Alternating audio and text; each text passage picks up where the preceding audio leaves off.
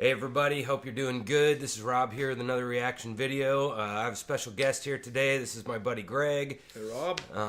Thanks for coming, man. Yeah, you bet, man. These will be fun. So if you wanted to hear Greg plays bass player here in town, on my channel we have some of the Dirtgrass Canyon stuff. He's in our band Dirtgrass Canyon. So on my channel, if you want to go hear him play, we have some recordings up there for you. But so, Greg, what the heck are we listening to on this? Well, this first cut's going to be Hillbilly Band by the Marshall Tucker Band. Mm-hmm. So this was an all-time favorite of mine, and kind of presents a transition of the old Southern rock stuff, which kind of has a lot of different influences in it. So it's always been a special song and special group to me. Mm-hmm. Yeah, and these guys really, it was really hard to kind of classify them, right? I mean, they were kind of they kind of had this Southern country kind of thing going, but it wasn't country. It was more energized, like rock, right? Yeah, and one of the lines, one of the things that I selected about this song is one of the lyrics. He makes reference to guitar picking the country blues, and to me, country blues kind of is a pretty good descriptive word for what Southern rock kind of entails, more so than a country rock, because it's got elements of blues and it's got some hard, edgy tonality. He's playing a Les Paul through a Marshall stack. They got some awesome rhythms going on inside of there that's not country at all. So it's pretty dynamic. Yeah, and I think you and I definitely enjoy a lot of these bands that kind of bring a lot of different kinds of things into their music, where they're not just, there's a place for bands like Metallica where they're hard rock. They want you to know they're hard rock, but there's all these bands that bring all this other stuff in, and I think you and I are very similar on that. Yep. So let's hear a bit of this. Yep.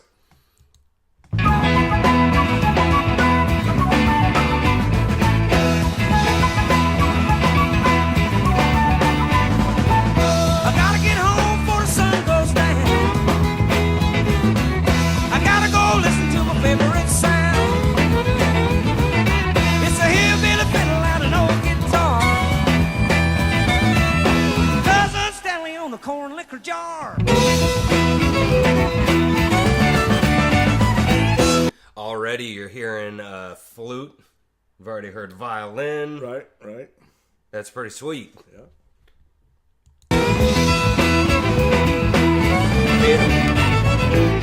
Sometimes we stay up late at night. A little moonshine, whiskey, long things get right. Your body gets numb, you don't know where you are, and you stomp your feet to a country guitar.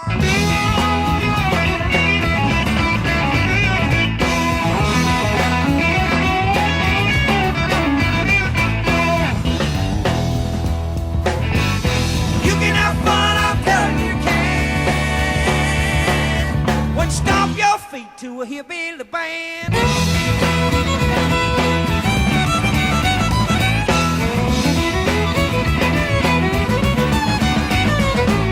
Every night this is where I go. I grab me a lady and I go see go. Ain't nothing in this world I'd rather do. This is like country funk. Yeah, I mean, kind of this rhythm section. These guys are bad, man. I mean, that was something. There was a lot of stuff going on there, and one of the things I really liked about, their drummer. He's got some great rhythm stuff going on. So that was always, as a bass player, that pocket is really tight, and they're playing around, and there's a lot of stuff jumping in it. Yeah, this is a weird song because there's so many bands that are like tight and sloppy, and sloppy's not the right word, but like this sounds out of control, but it's not at all. Like they're sitting there right on the pocket. Oh yeah. It's really hard to, it's very raw. Like this is, maybe raw is a better instead of sloppy. I mean, it's definitely raw, and raw is very good. Yeah. Raw is positive. With the guitar pick them country blues. I'm gonna do a little chicken picking.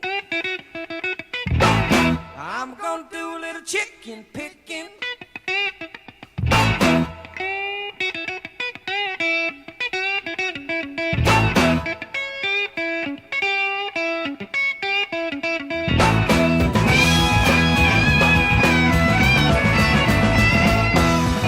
They do a lot of stops in the song. Yeah, they're doing a lot of like quick stops and then back into it where they can where you can really hear the difference between on off, right?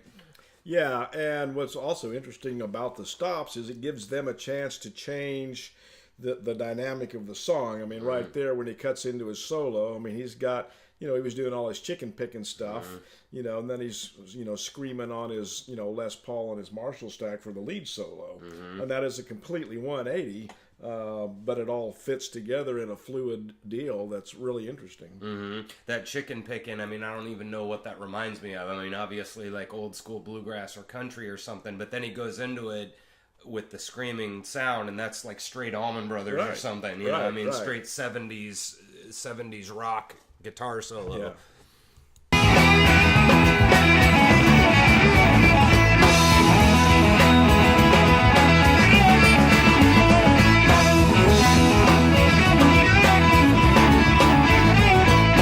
You can have fun, I'm telling you can.